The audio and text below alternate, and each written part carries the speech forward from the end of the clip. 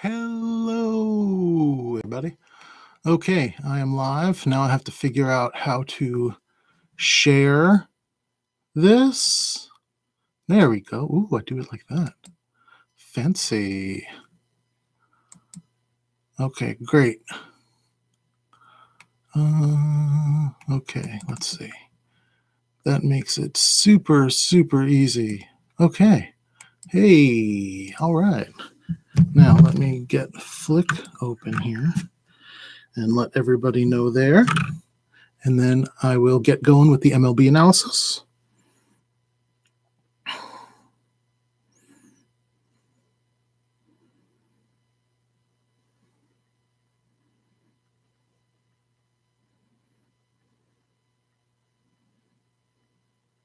Alrighty.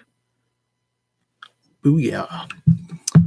Or as my son says all the time, hoo-yakasha, because he doesn't understand that it's a B and not an H.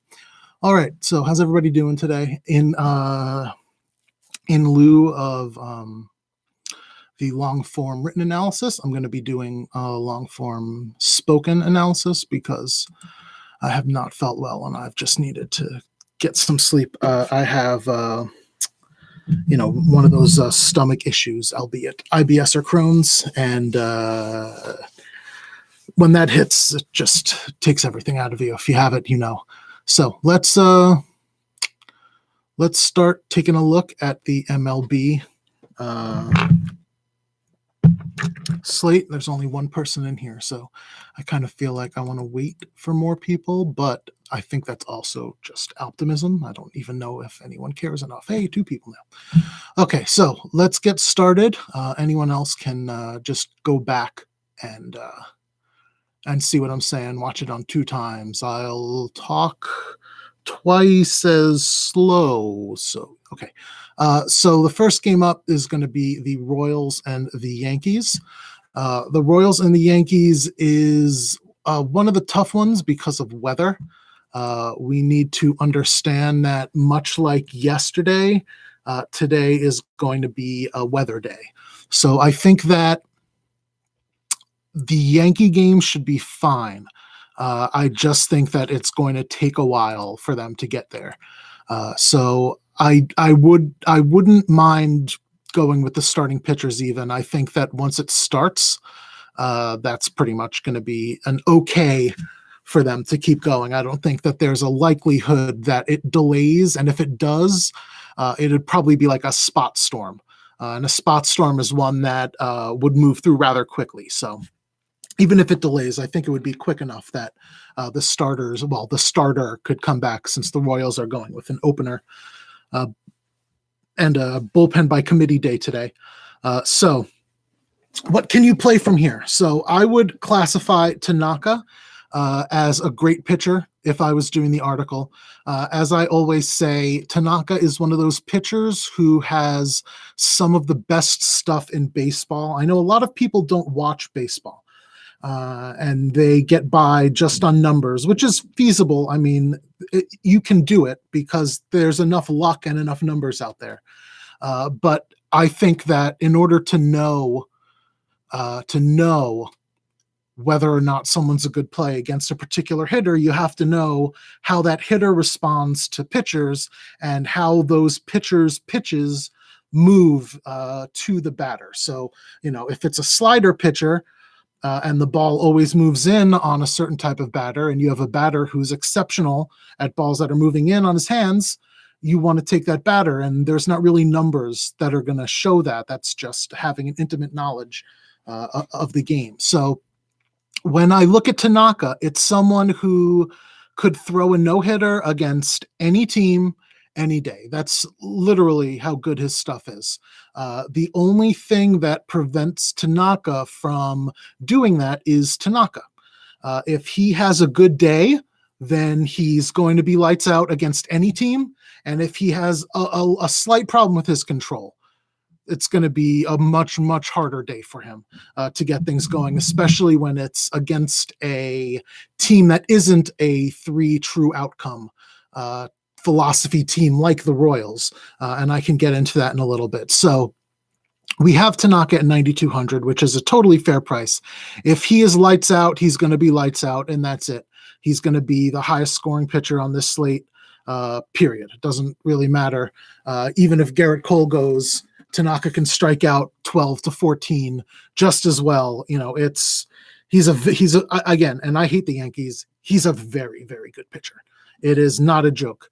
I know the Royals are a tough team, but Tanaka is, again, someone who, if he woke up today and if his pitches are going where he wants them, that's game over for the Royals. So I call him a great play and a GPP play at the same time, because there are going to be games, even against like even against like the Orioles, where he's going to give up 4 or 5 runs, and you're like, what the hell just happened? It's, when someone is that reliant on stuff, and that reliant on control, if you don't feel it that day, and that's something that happens with pitchers all the time, they just have a bad day. They don't feel it. The ball's not coming out of their hands. They can't grip it correctly. The pitches aren't going where they want. It happens all the time. That's why when you hear an interview with someone who just threw a no-hitter or a perfect game, they say, oh yeah, I had everything working today, because most of the time they don't have everything working. They have 1 or 2 things working really well that they can, get a handle on, and then they lean on those. So if you're a fastball pitcher with a secondary pitch that's a really good breaking pitch, and your fastball isn't going where you want, you're going to lean on that secondary pitch if you got that going for you. And conversely, if you find that your breaking pitch isn't doing what you want, you're going to lean more heavily on the fastball and try to make sure that you can spot it around the plate, at will. So, excuse me. That aside, I think that Casey and the and Tanaka are both GPP plays. I'd prefer Tanaka because, good hitting always beats good pitching. But when you are looking at whether or not you can stack someone or a team, and I've talked about this on the member videos, I think that the overall batting philosophy and the philosophy of the front office and putting together the team is very important. So when you have a Royals team that's willing to, although not today, but yesterday against Sabathia, that's willing to start the lineup with a Whit Merrifield, Billy Hamilton, Adalberto Mondesi combination, it shows you that they are a team that is focused on playing small ball. It's not a joke. They're not looking to strike out. They're not looking to hit the home run. They are looking to get on base and then steal a base whenever they can. That's why you put those 3 guys, 1, 2, 3 in the order. There's no other explanation for it. So when you have a team that is philosophically built on getting on base as much as possible and small balling you to death, it makes it even harder to take pitchers against them and easier to take them as a stack. I'll talk about this briefly when I get to it later, but you can take a look at, the Texas Rangers or the LA Dodgers as a converse of the way the Royals and a couple other teams have been playing this year, like the Mets. They made a philosophical change in the offseason that you guys can see, but the fact that they're scoring more than 6 runs a game, and they've been playing, Scherzers and Strasburgs a lot more than they haven't. That the people like the Rangers and the Dodgers that play with the TTO philosophy, they don't mind taking the outs. They don't mind a pitcher that's going to strike them out, which is good for the pitchers. If you have a pitcher going against a team that doesn't care if they strike out, that's great for us because, strikeouts are king. That's how you're going to get your points.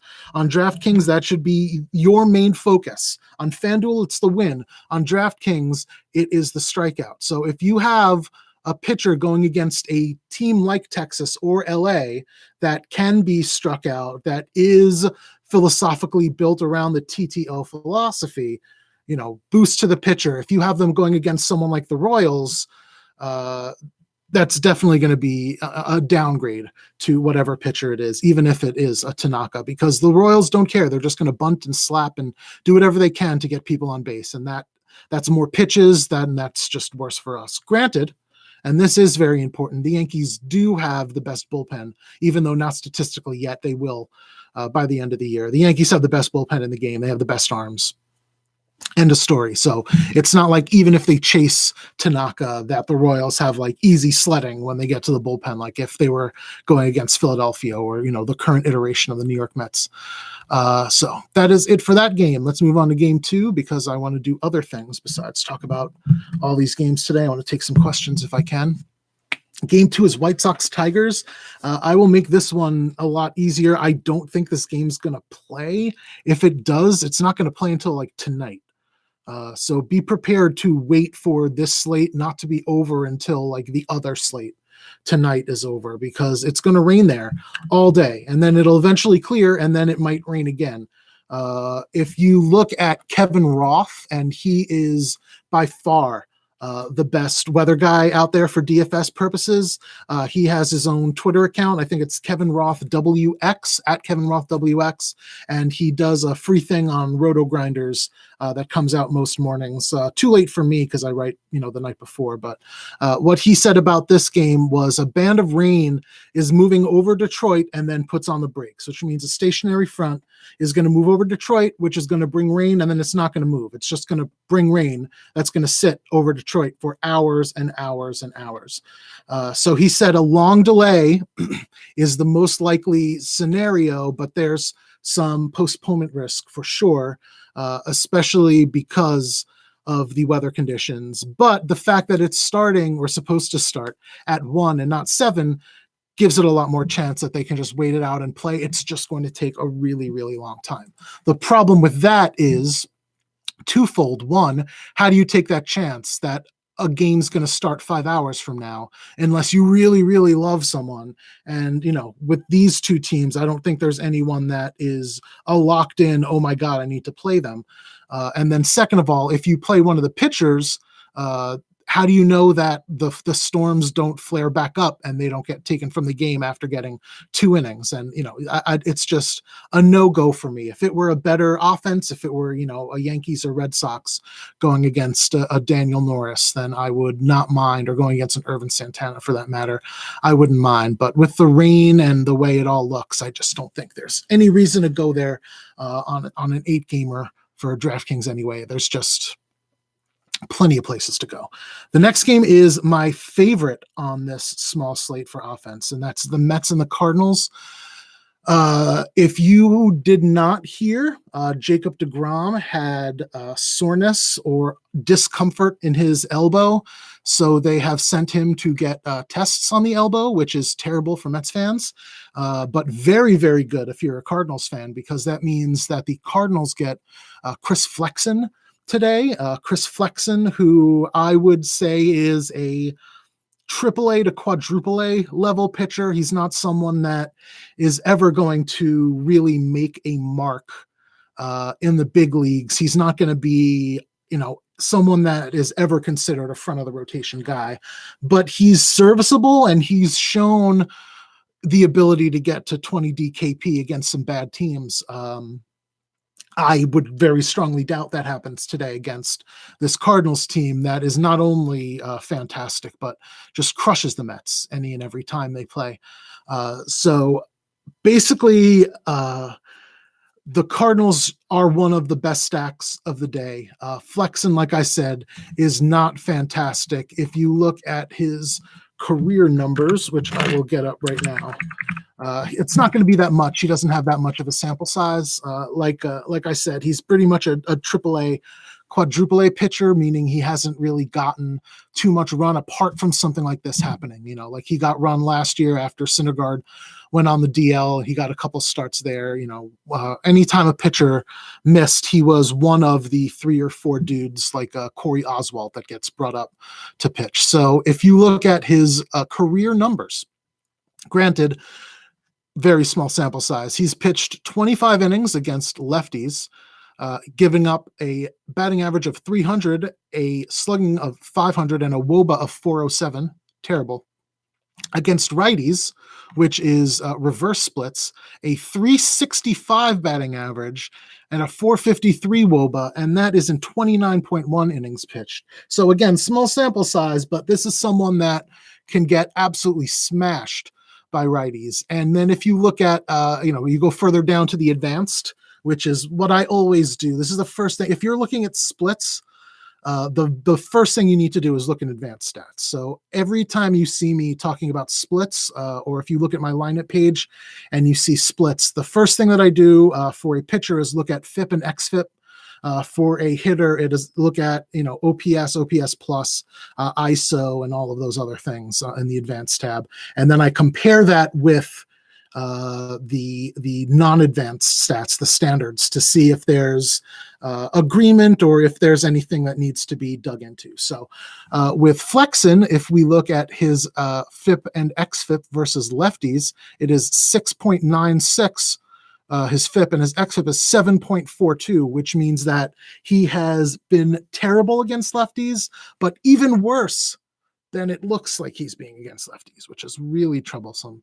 And against righties, his FIP is 7.52 and his XFIP is 5.56, which again, terrible. It just means he's doing slightly better against righties than he's getting credit for. But 5.56 isn't something that you're targeting in any stretch. That's something that you are targeting against. So with his reverse splits so far, giving those up, I would start Goldschmidt, DeYoung, Ozuna, Jose Martinez, and then the last choice is going to be up to you. I would like to go Carpenter. I know he's been cold to start the year, but I think that last game he looked a lot better than he has at the beginning of the year, and I think that might be his coming out. And I would definitely look at him today as the fifth. And you can also go to Yadi Molina, who just murders the Mets and is 3,300. So I might rather go down at catcher for someone cheap and just throw it today, but I have no problem going to Yadi for 3,300. I think he's probably going to get at least a double today. So I'll take 5 points from a catcher no matter what. And then my second favorite stack of the day, as the Arizona lineup comes out, I'll have to double check that. That looks exactly like what I had. Okay, so I just have to change that to confirm because that is exactly what I projected it to be. The Mets are going against Miles Mikolas, and as I have said from the beginning of the season and in the preseason, Mikolas is going to be one of my favorite pitchers to target against. He was getting expensive and over-owned at the end of last season. He was pitching way over his head and getting quite lucky in doing so. He is not a strikeout pitcher. He is a control pitcher. And when you are someone who relies only on immaculate control, you just have to be slightly worse than perfect, and you are going to get shelled. And we have seen him get shelled quite often this year. So my strategy of stacking against Mikolas has worked, and I have made hundreds of dollars off of that so far this year. And I would suggest keeping up with it because people have not gotten onto that yet. And since there's only 16 of you, it's not like I'm going to be moving the field that far. The Mets are still underrated. They have performed as one of the best offenses in baseball this year. Pete Alonso has the highest OPS of any first baseman in baseball. Another insane line drive home run. There's only two players who have hit a ball harder than him since they started Stat Track, and it's like Bryce Harper and someone Mike Trout. It's insane. The kid is, I said he's going to be the rookie of the year. He might be an all-star, and that's even more than I expected out of him. The kid looks even better than I thought against Major League pitching. So give me Nimmo leading off. Give me Cano, who looks like he's starting to get hot. Give me Alonso and Conforto, and then I will take McNeil because I really like the way McNeil hits. He's hitting over 400 on the season. I think his OPS is still over 1,000. I can double check that, but McNeil is someone that has looked absolutely fantastic to start the year. He is now hitting 391. So not quite, and his OPS would be 951 to do that math quickly. Still, not bad at all. The kid gets on base all the time. He's going to get a ton of RBIs because there's going to be people on base in front of him. And I really like that play. Even for the 4,200, I don't think he's going to be well owned at all. You can also Take a stab on anyone. JD Davis goes under-owned, and that kid's got 2 home run power. Ditto Wilson Ramos. He's gotten on base or gotten a hit in almost every game so far this season. And again, that's a lot out of a catcher. That there's a reason FanDuel got rid of the catching position. That's because the production out of catchers is so terrible and so spotty across the board that when you can get a good hitting catcher, even if it's a little expensive, that has obviously the floor is zero, but a slightly higher projected floor than the others, you can't really sleep on that. So let's move on to the next game, Arizona and the Cubs. This is another one that is going to be a weather game. It was projected to have a bunch of rain in it, but it looks like that the system that was going to move around Detroit is not going to move into Chicago, which is really good news for them because it would have just stalled over them just the same. And that's really close for them not to do that. So, excuse me. The wind is going to be 15 miles an hour, and it is blowing in. And that is really good news for the pitchers because Wrigley is one of the parks that is most susceptible to winds. So, I've seen games with 25-mile-an-hour sustained winds blowing out where the team total was like it was in Coors Field on steroids. It was absolutely insane. So when you have a significant double-digit wind blowing in, you're going to give a boost to Greinke and Darvish. Now, I don't want to play Darvish. Even against the Marlins, he looked terrible. He looks like someone who can't control the ball. So I would not mind taking a completely unowned Arizona Diamondbacks stack here. They are cheap. They can let you fit in whatever pitchers you want. Or whatever other bats you want if you want to make a mini stack out of them. And like I said, Darvish has been awful. He can't stop people from getting on base. And anyone that's not the Marlins, I'm going to want to play against him until he kind of pops out of it.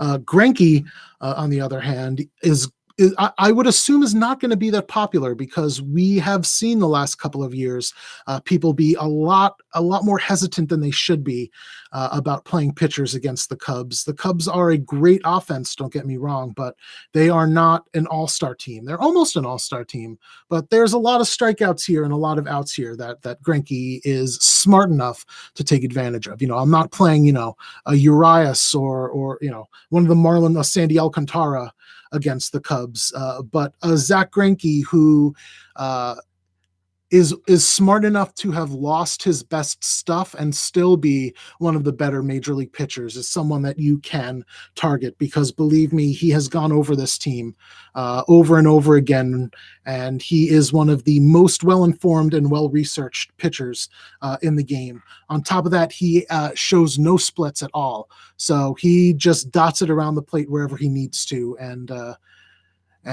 it's just with a smaller slate like this, you really can't go wrong with the way Greinke's going. The next game is going to be the Giants and the Pirates. This one is also projected to be a rain game.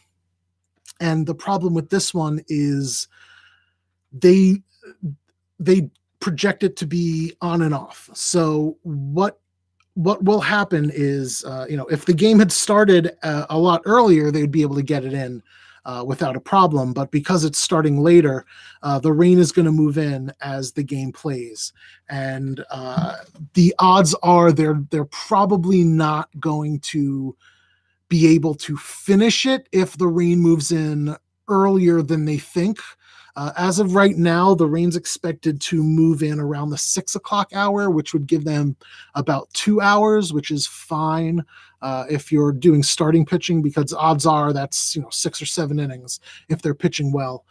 So that's someone that you could take a risk on. I think they're going to be under-owned given the weather concerns. But I would actually be worried more about the hitters getting more than 6 or 7 innings because once that rain moves in, that rain's not stopping. It's not a question of waiting until 3 or 4 in the morning and then finishing the game up. It is, we'll probably wait for a half hour and then see the radar and then realize there's nothing we can do.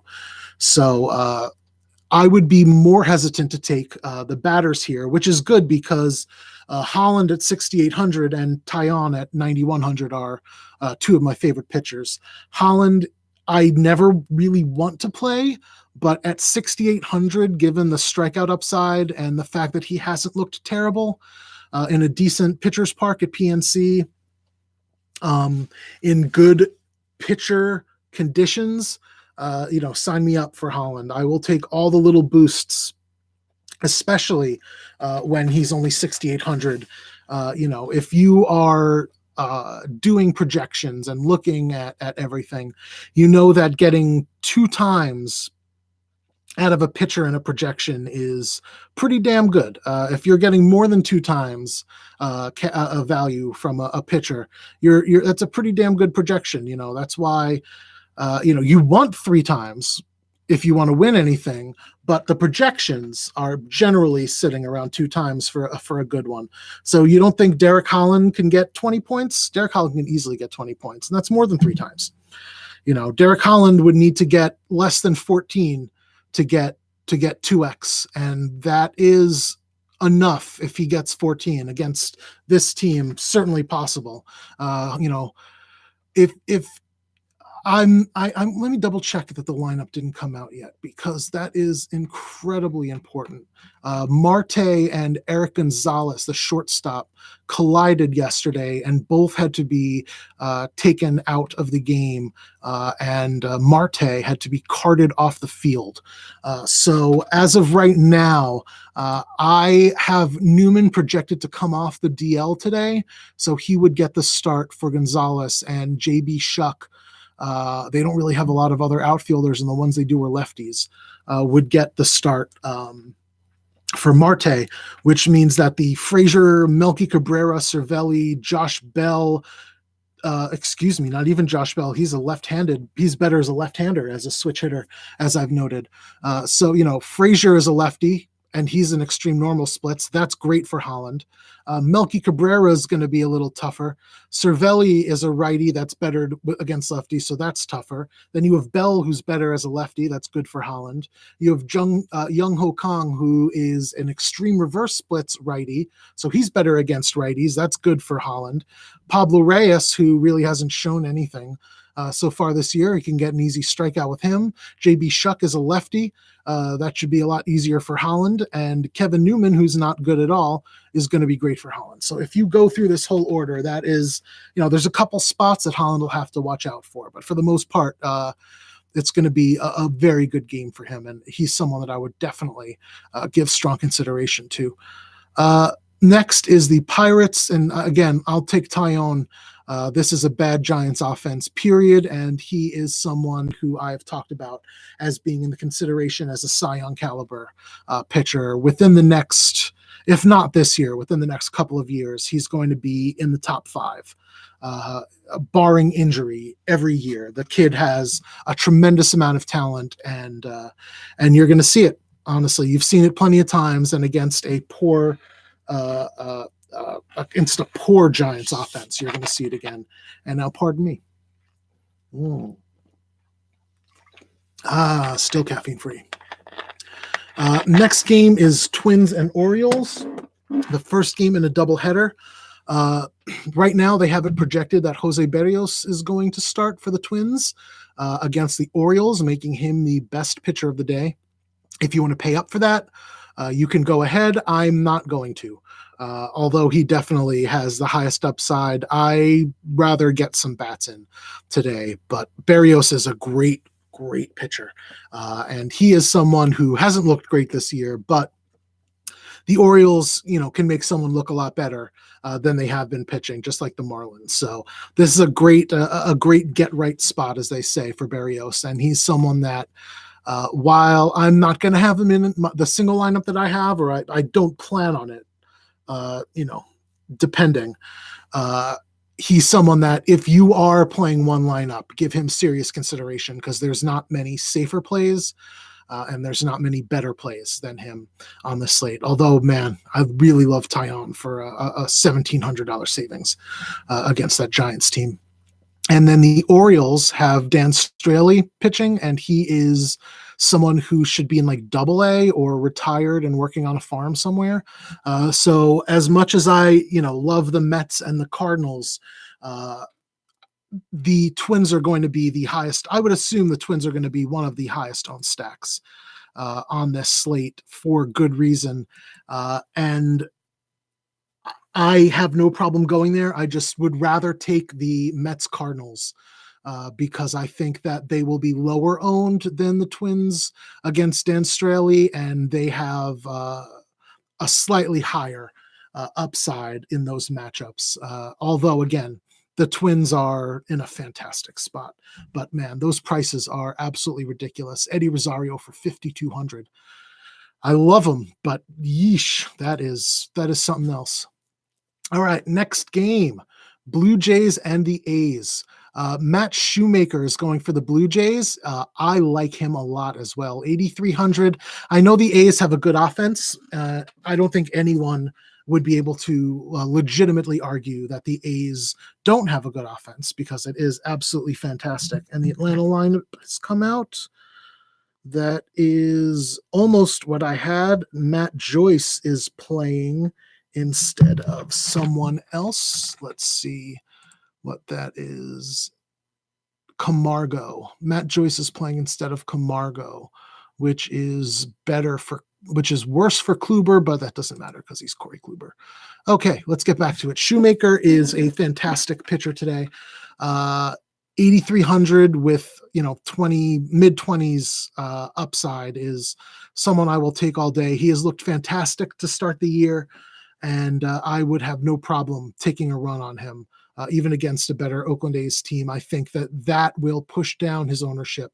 And when we look at the beginning of the year, especially, we see people really overreacting to things. So the fact that, the Cubs are a good team doesn't mean that you can't play pitchers against them. The fact that the A's are a good team doesn't mean that you can't play pitchers against them, especially when it's a good pitcher.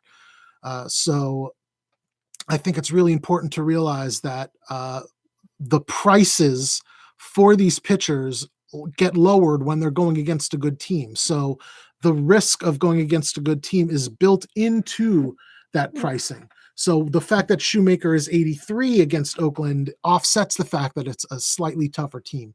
But he still has that upside, and he's still someone that I am going to be absolutely all over today. Excuse me.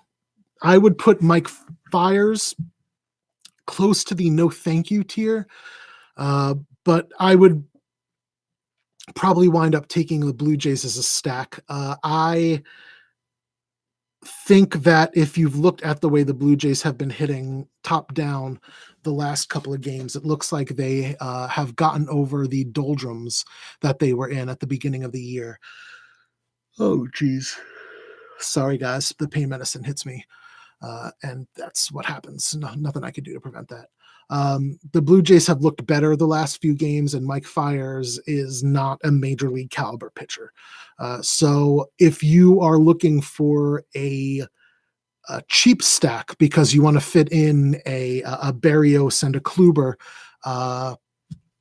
or a Tyon, if you want to go down a little more, then the Blue Jays are insanely cheap. The most expensive bat on the Jays is Justin Smoke, who hit a monster home run.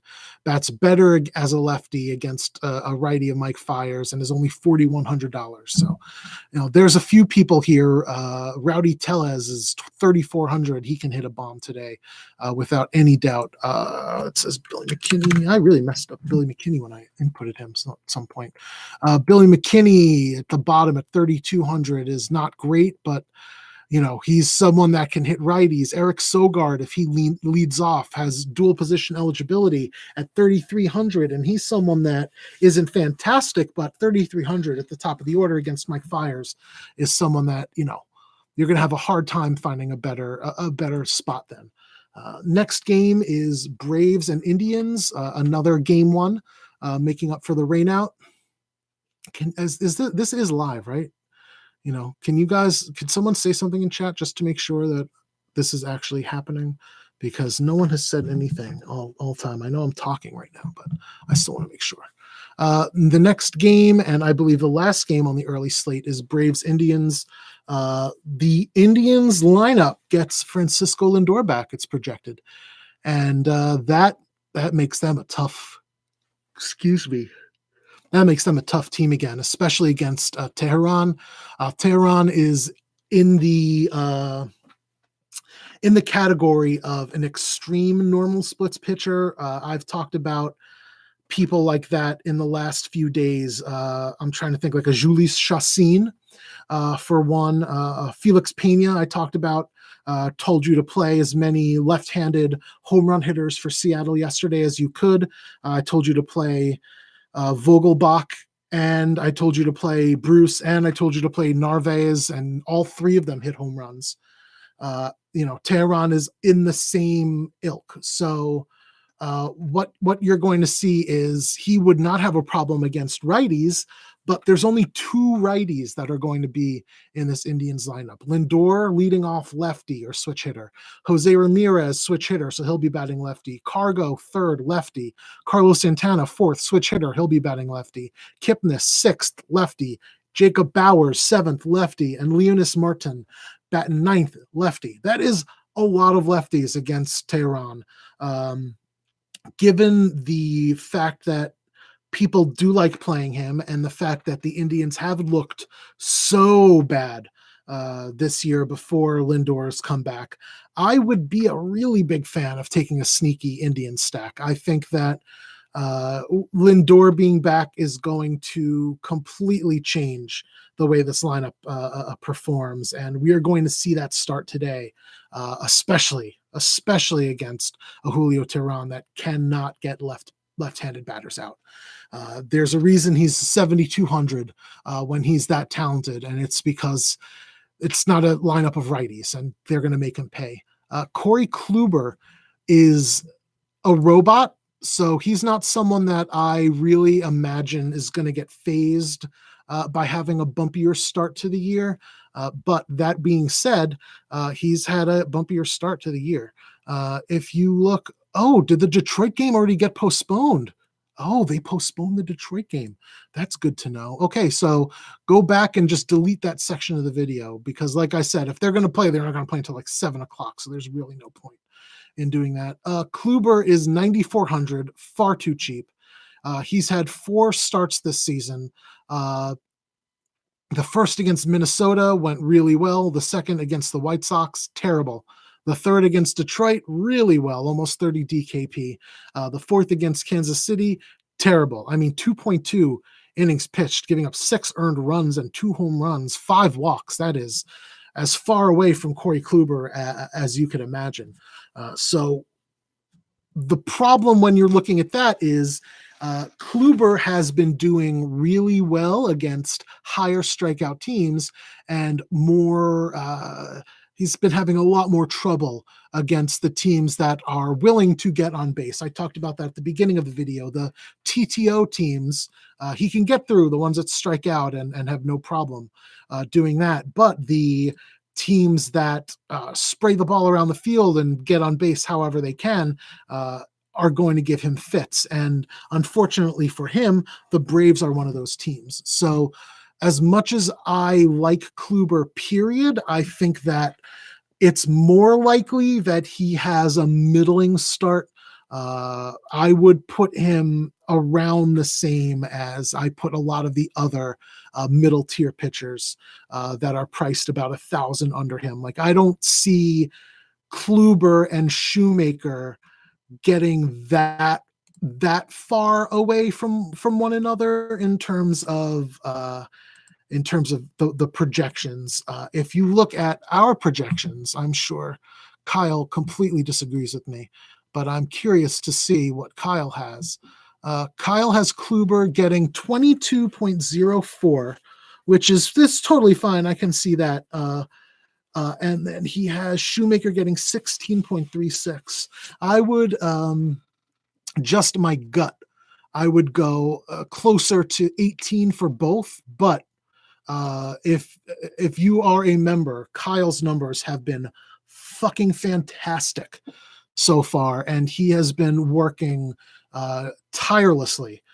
Every day we've been going over different elements to improve the numbers every day. We are really, really dead set on getting these to be one of the, if not the best projections around.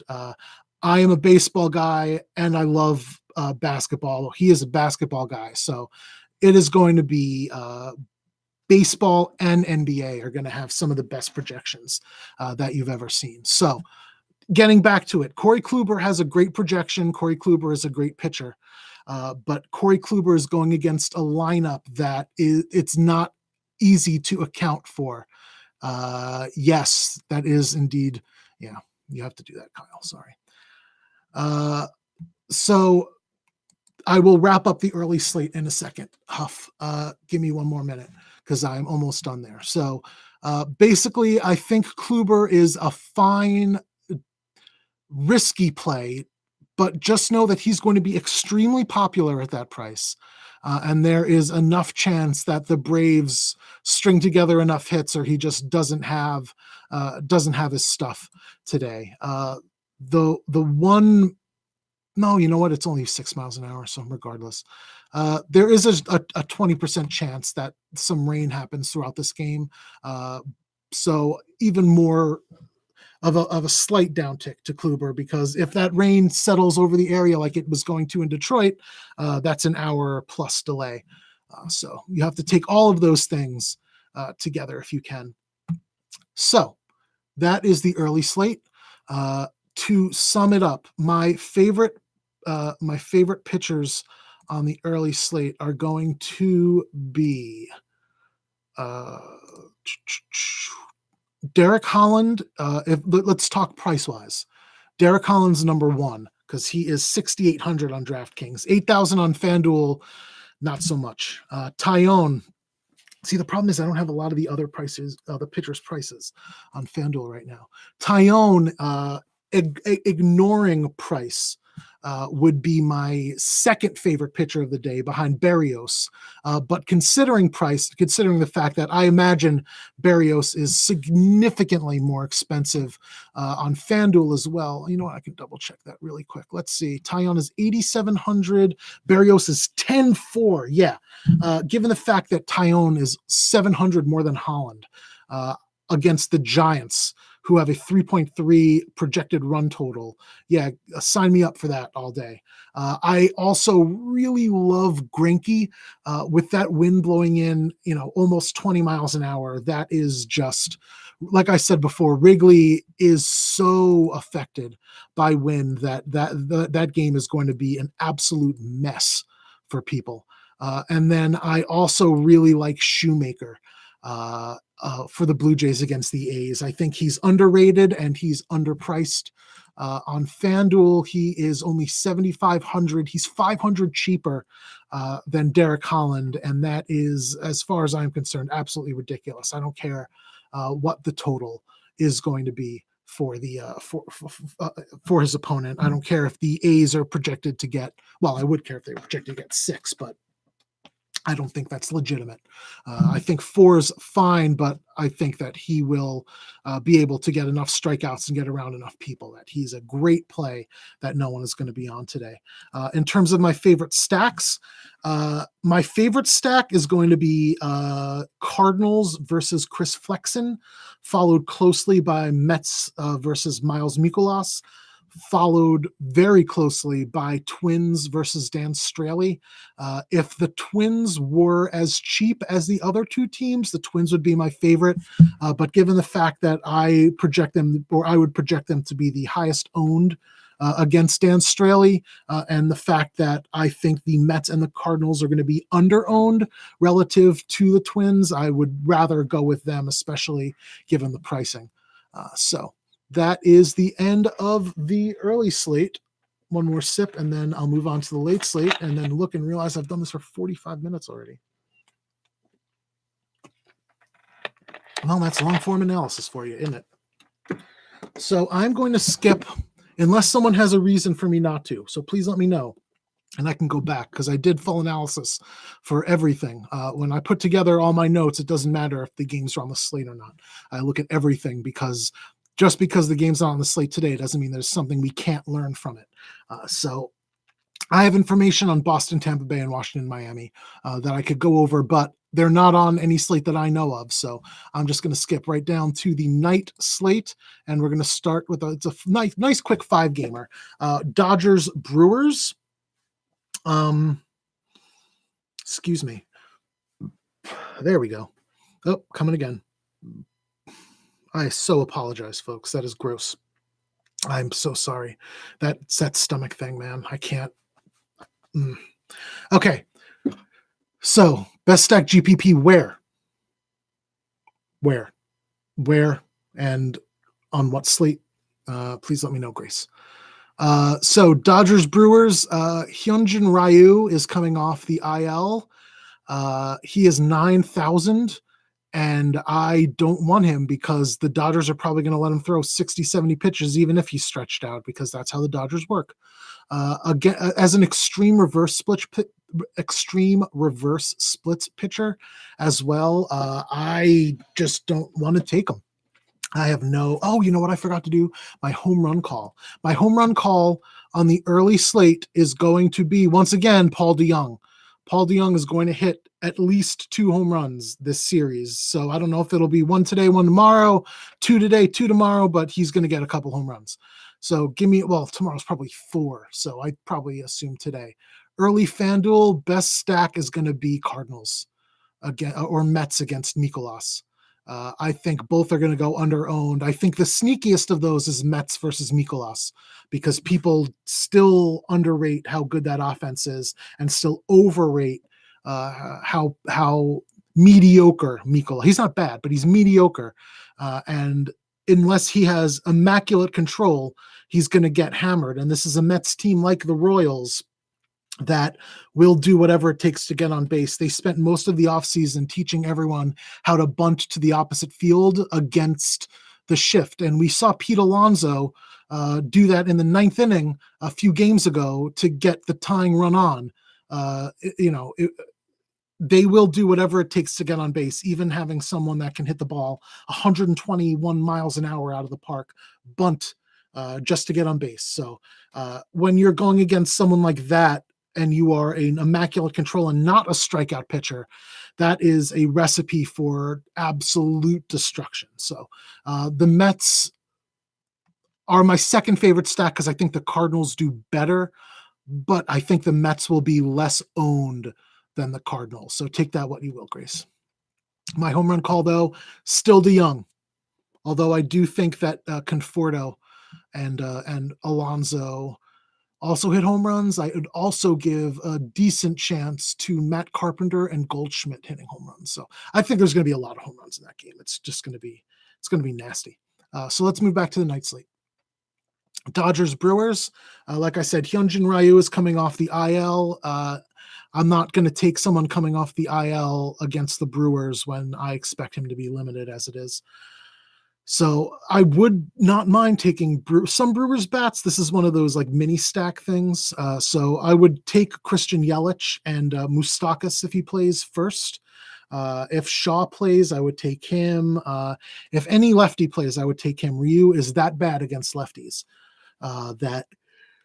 Excuse me again, that Ryu is I will take lefties against him almost any time, especially when they are of the caliber of a Yelich. And no one is going to be on Yelich today because people don't take lefty-lefty matchups, even if it is advantageous for the batter, because they assume everyone has functional normal splits all the time. And that is a huge disservice that people are doing to themselves in their analysis, as I've tried to show you from the very beginning. The Brewers are pitching out Chase Anderson. I believe, if I am correct, this is Chase Anderson's first start of the season as well, if he's not just coming off of the IL. No. Oh, no. He's just been in the he's been in the bullpen. That's why. Okay. I couldn't get any starting information from him because he has not started. So this is his first start. He pitched 1.1 innings on the 16th, 2.2 on the 14th.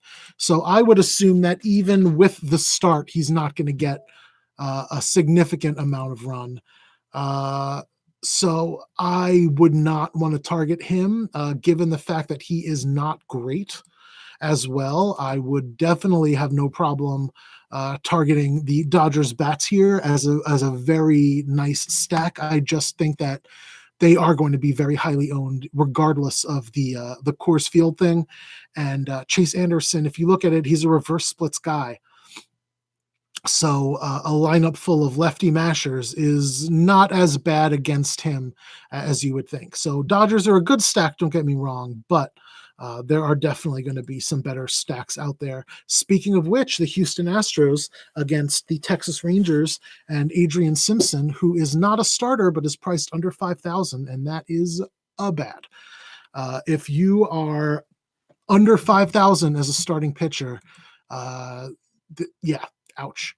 So the Astros, I went more heavily on the Astros than any other stack yesterday, and that wound up doing very nicely for me because I really, really love them in that spot. As much as I loved Phillies and Rockies, I had a lot of Phillies and a lot of Rockies, but I had the most Astros when it all came down to it. That was mostly a function of Kyle's projections and the Bathrobe Sports projections. And man, like I said, those did really well yesterday if you just plug them in. So I'm going to be all over the Astros today. Start at the top, work your way down. It really is that simple with them. Springer, Altuve, Bregman, Brantley, and Correa are fantastic plays. I have no problem if you want to take one of the make Brantley for Chirinos, maybe. I really think he's an underrated catcher who gives you a lot of points. And like I said at the beginning of the video, excuse me again, if you can get a bunch of points from a catcher when you're forced to play a catcher, all systems go there.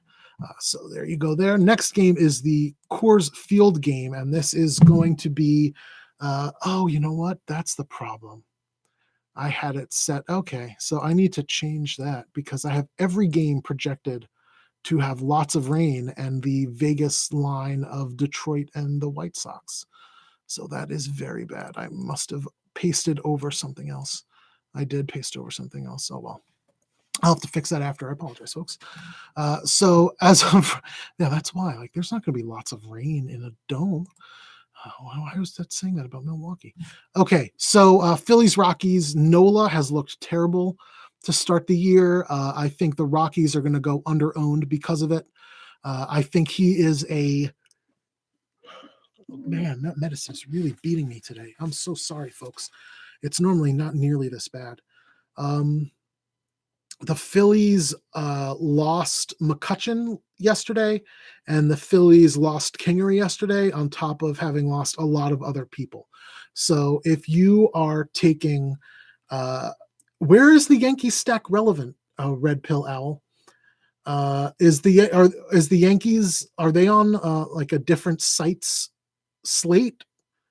Because, or is it on? Oh no, the Yankees are totally on the early slate. Okay, let me see. Yeah. I guess I didn't talk about them.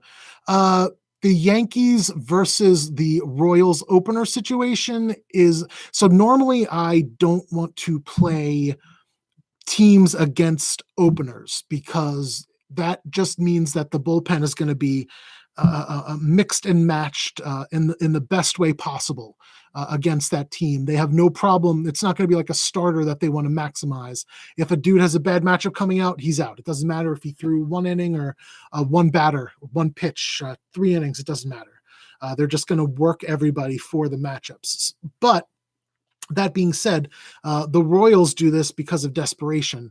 Heath Fillmyer should not be a pitcher, and even if he only gets 2 or 3 innings, the Yankees could score 10 runs in the first, and it wouldn't surprise me at all in this spot. So I really do like the Yankees stack a lot. I don't like them, given the pricing, as much as I like the Mets, the Cardinals, or the Twins. But I do really, really love them. I would put them 4th, though, considering everything. So back to the Phillies Rockies. So with all the injuries to the Phillies, I have the Phillies lineup projected as Roman Quinn leading off, Cesar Hernandez, then Harper, Hoskins, Real Muto, which is fine, with then Nick Williams, Phil Gosselin, and then ending again with Maikel Franco. That is going to give you a 4,200, a 4,400, a 4,300, a 3,600 batter, all of those in Coors Field.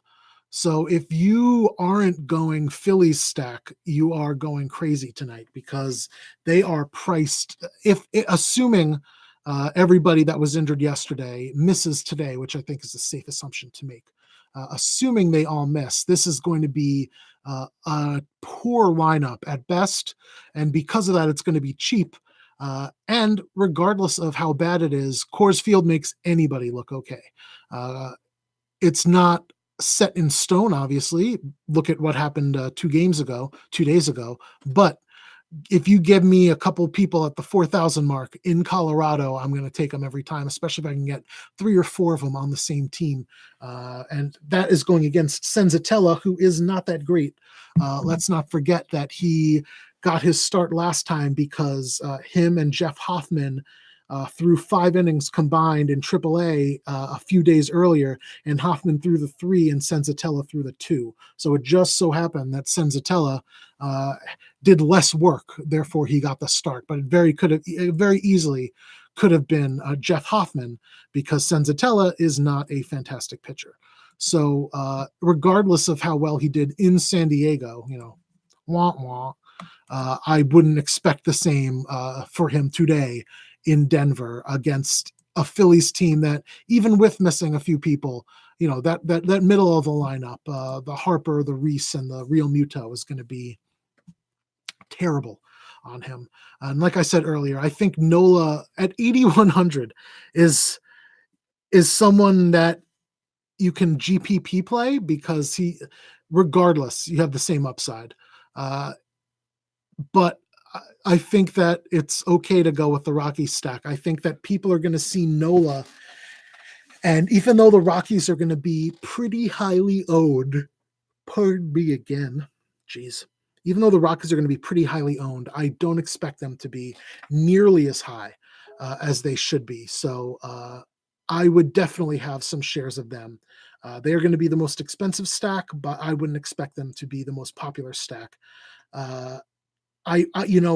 It wouldn't even surprise me if they were third, if the Phillies and the Astros were 1 and 2, and the Rockies were the third most popular tonight. So if you can get a Rockies stack at the third most popular ownership, even against Aaron Nola, if it's in Coors Field, you gotta take a chance at that. Let's see.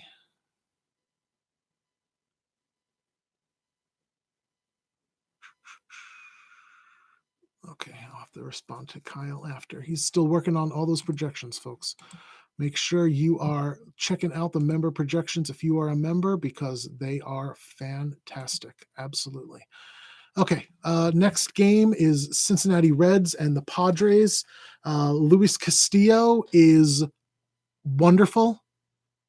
Thank you, John. I appreciate it. I wish I was, but I'm, not a great day, but functional enough that I could do this video. I really do appreciate it. Thank you very much. Luis Castillo is my favorite pitcher on the slate. He is an ace now, and he pitches like an ace now, and I don't think that it is that crazy. I don't think that this is a small sample size thing. I don't think that this is a flash in the pan. I think that this is emblematic of him taking that next step that we were waiting for him to take. And he is going to be the best pitcher tonight, as far as I'm concerned. I don't think anyone apart from Garrett Cole is really going to be that close to him. Let's be honest.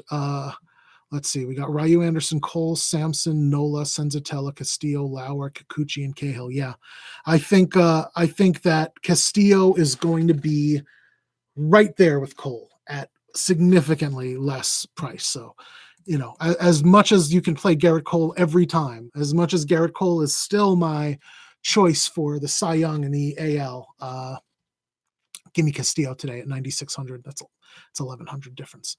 Okay. So yeah, Castillo, pitcher of the day. I know that it is expensive, and that might make it harder to fit in some of the bats that you want. But again, with the injuries to the Phillies, I think it is perfectly feasible to get a decent stack of those in there and still be able to get Castillo and another, sorry, functional pitcher. Speaking of which, I really do like Eric Lauer against the Reds here. Eric Lauer is not a great pitcher, as I often say, but he is someone who should be priced around 8,000 for the upside that he has. He is not as bad a pitcher as they are making him out to be, and he is not showing up. Did they scratch him? Maybe they scratched Lauer today. I have to double check that. If they scratched Lauer today, then I have no idea who's going to be starting for them. Oh, they. Someone get back to me. Let me know if they scratched Lauer, because he is not showing up on my on DraftKings as a possibility. Yeah, it doesn't. He is not showing up, and I don't see any notes about him missing. So, if they have scratched Lauer, then forget about it. But if he is pitching, and my indication is that he was supposed to. Let's see if they updated this. Eric Lauer is still projected to start, according to other places. He's just. Oh, he's in my lineup. Oh, it's one of those mornings, guys. It's one of those mornings. Yeah, that medicine's really beating the crap out of me. But with my stomach the way it is, I don't really have a choice. I wouldn't be able to do this or function with the flare up of the IBS/Crohn's or whatever you want to call it. Eric Lauer is 7,000. He has shown you 20 DKP upside multiple times. He is at home, which is fantastic against a poor Reds offense. I mean, Votto is great. Suarez is great. Puig's look terrible. Kemp's look terrible. Everyone else has looked terrible. Let's make no bones about it. So I think that it is perfectly viable option, to go with Castillo and Lauer tonight as your two pitchers. If you want to go Cole Lauer, that's fine. Go Castillo Lauer tonight as your two pitchers, and then try to load up on the bats that you can from Houston, Philadelphia, and Colorado. I think that's a perfectly viable strategy if you're going single entry. I don't think there's much else that's going to even come close to touching how much I like those things. Those three are going to be basically what I play if I do multi-entry tonight. Oh, my stomach's starting to make a turn for the worse. Okay, pardon me, guys. Okay, the last game before I'll try to take a couple questions and then call it a day is the Mariners versus the Angels. We have Kikuchi for the Mariners going against Trevor Cahill for the Angels. Trevor Cahill is another someone who is not great, but he's not terrible, right? He's someone that can get you 20, 25 points in a game. Hell, he did it against Milwaukee, got 20 points on April 2nd against this same Seattle team in Seattle. So I don't think that he is accurately priced. And if you do have a problem with going to Lauer for some reason, if you really like the Reds or what have you, or you like Cahill's upside better, Cahill for 7,400 is absolutely ludicrous. So make sure that what you could do today if you don't want to go to a Castillo or a Cole is do the Cahill Lauer combo, and then you basically can play whatever bats you want. And given how great some of these bats are, the Houston, the Philly, and the Colorado, that's a perfectly viable strategy. I would assume that, even if they both have middling starts today, even if Cahill and Lauer only get you 10, 12 DKP, if you get the right stack in there, if you get those right expensive bats, you are still going to be winning a significant amount of money in the tournament. Unless, the only way that doesn't happen is if one pitcher breaks the slate open. Like if Cole or Castillo gets 40, 45 points and they are chalk, then you're going to have a lot of trouble unless one of your really expensive bats, like let's say you play Bregman at 3% ownership, which I've gotten to do a few times lately. he hits you 3 home runs. I mean, he's not going to probably, but he hits you 3 home runs. The odds are that you can come back from a pitcher having a great game if you fade that pitcher. But again, that is reliant on a non-chalky, expensive bat going ham as opposed to a pitcher just pitching well. So it's a lot higher odd or a lot higher risk to try to play it that way. But again, that being said, Cahill and Lauer are both in fine enough spots. If you want to pair them together to take some expensive bats, you can go ahead. Kikuchi is someone that I stayed up to watch. I DVR'd the game to make sure that I could rewatch it because I wanted to see how he handled himself and how he pitched. And it looks like, I've watched several of his games now. He's got great stuff. He just has a hard time getting his handle on it a lot of times, which is very odd given the scouting report from Japan and how good his control was supposed to be. But the major league is a completely different animal, and even against a really bad Cleveland team, 6 innings is fine. But when you give up 3 walks and 5 hits and 3 earned runs and a home run, you're not doing great. Cleveland should strike out more than 5 times in 6 innings against a pitcher that's as deceptive as Kikuchi. So I think that Kikuchi might be overowned based on people's desire for a shiny new thing. But I think that, a Mike Trout play as a one-off is much better than a Kikuchi play at this stage.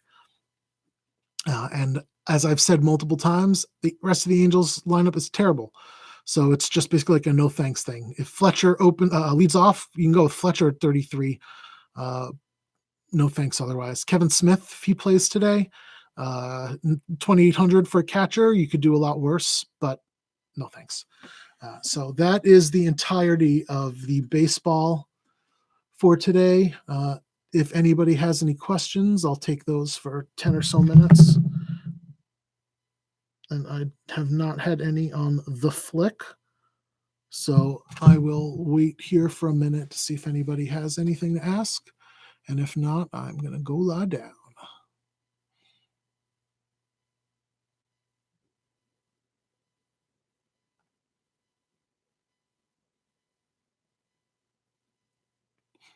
I wish I could do that thing where one eyebrow goes up. Oh, yeah. Thank you. Home run call of the night. Let's take a look here. This one's very important because I have one in my head.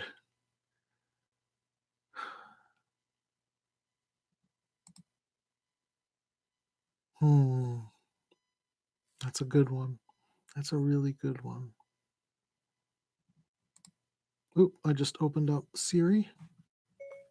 Siri, please close yourself. Thank you. Until we talk again. Yeah, didn't have to move my mouse. I am lazy as fuck. Okay, let's see. Given everything, I think that the Houston Bats tonight against Adrian Simpson are my favorite. So I can give you guys a bit of a look into how I do this. So I look at no, Phil Meyer. I would not say Phil Meyer is viable. Period. I don't think he's viable at all. The Yankees, he's not good enough.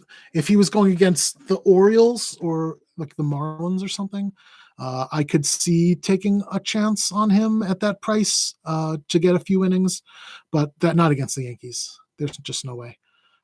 If you want to get, see, that's the problem with the Minnesota Bats, though, right? Like they're just way too expensive today. That's why I'm all about trying to get in some of the cheaper Mets bats on top of it, getting some of the cheaper St. Louis bats too. Yeah, I understand. Minnesota is in a great spot. I would here, let me take a look here real quick. Chris Flexen's 8,200. That is hilarious. He should be. I was gonna say you could take like a crazy stab on one of these other dudes, but that's just hilarious. Okay, uh, let's see. Phil Myers 47. So Derek Holland 68. Is that too? That's too expensive for you? What pitchers are you going with? Because I would love to get Derek Holland at 68 to help you fit in those Minnesota and St. Louis bats. You just might have to finagle some of the other stuff. Um, but I definitely couldn't play. Ah, you're doing okay. See, that's the deal. I think that he can't feed. Jeff said I can't feed Barrios. Totally fine. I totally understand that. Um, I have no problem with taking a Greinke with the wind blowing in at 17, 20 miles an hour.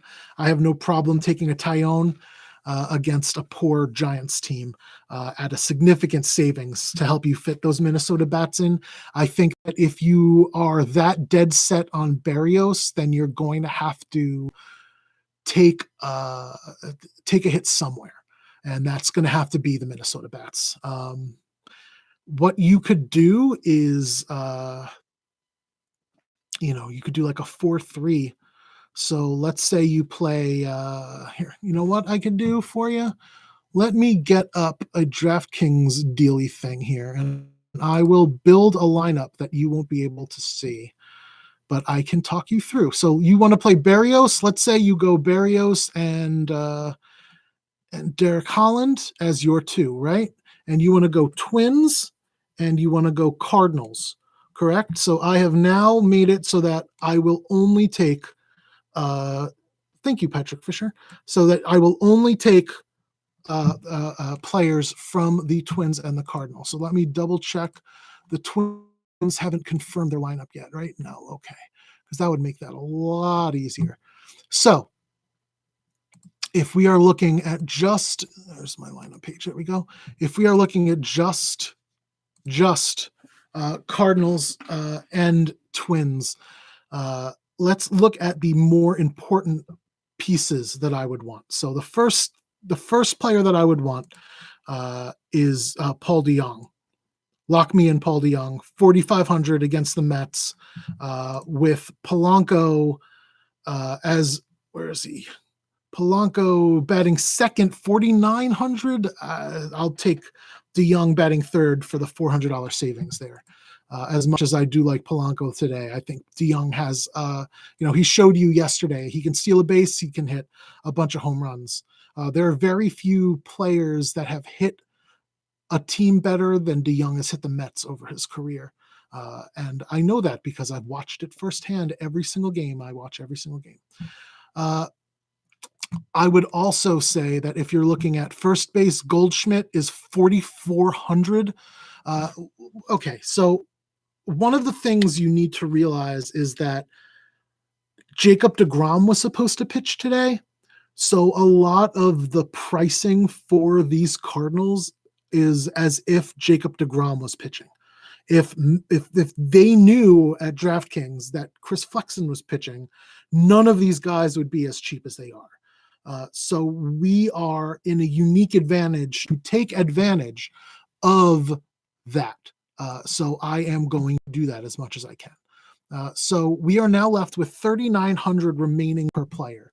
So I am looking now at where we are. Carpenter 3,800 is almost certainly going to be a lock. So is Martinez at 3,500 at outfield. But I'm looking to see on Minnesota who the cheapest bats are, so that we can figure out where they go as well, because they're going to need to go somewhere if you want to play that many cheaper bats. So let's say we get Molina in there as the last Cardinal. So right now we have Barrios, Holland, Molina, Goldschmidt, Carpenter, DeJong, Jose Martinez. That is a 1, 2, 3, 5, 6 stack of the Cardinals, ignoring Ozuna, who I love, but what is he at 4,900? Ozuna is 4,600. That's pretty expensive. I wouldn't mind, I would love to get him if you can, but you want to get Minnesota in there. So that leaves you second base and 2 outfield spots as of right now, but we can switch that up if we need to. Minnesota lineup: Kepler, Polanco, Cruz, Rosario, Marwin Gonzalez, Astudio, Scope, Castro, Buxton. So CJ Crone isn't playing, and Astudio is playing. I love Astudio. Oh man, that kid can hit. That kid can hit, man. Astudio is 4,400. Shit. I was gonna say if he's cheap, I'll take him over Yachty all day, every day. 4,400, man. Just again, they priced down the Cardinals. You love Cruz? You want Nelly Cruz in there? 4,600. That's a great price. I have no problem with that. That leaves us 4,150, right? So we got 4,150 left, and second base and an outfield spot. So what we can do is, nope, that's not going to work. We're going to have to finagle some stuff, or you're going to have to play a 5-2-1, or we can move it to a 4-3-1. So let's see who the cheap catcher is. Is there a cheap catcher today? Cam Gallagher, 2,800. That is cheap. Let's see what we could do with that. If we do Cam Gallagher as a punt catcher, which I love doing, nothing wrong with that. Catcher's so variable. You can always punt it down if someone super, super cheap opens up. And I don't think anyone else is projected to be that cheap as the catcher, right? Let's see.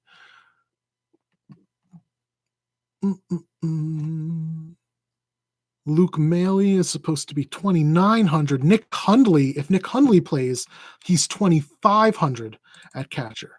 And some people are projecting Nick Hundley to play. Let's see. There's a note by him. He's out of the lineup for Thursday. That doesn't really help us for today. So let's earmark Nick Hundley in there at 2,500.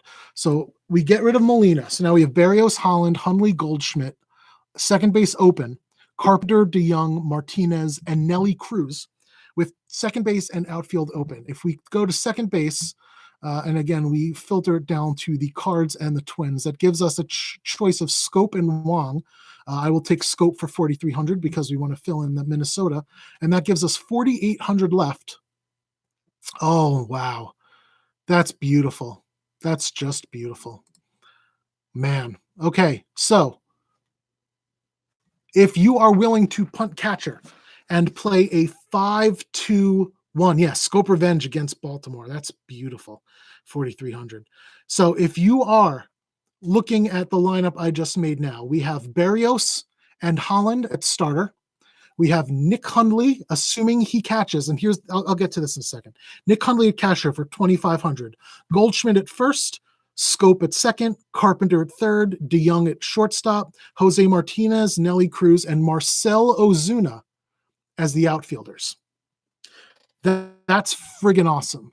The one issue I have is if Nick Hundley doesn't play, there are no other catchers. We have 200 salary left over. There are no other catchers that are projected to be under 2,800. So at that point, you would need to presumably, go down from an Ozuna to a Kepler. If you go down from Ozuna to Kepler, and you might want to do that anyway, depending on what you want to do, because Kepler should be leading off.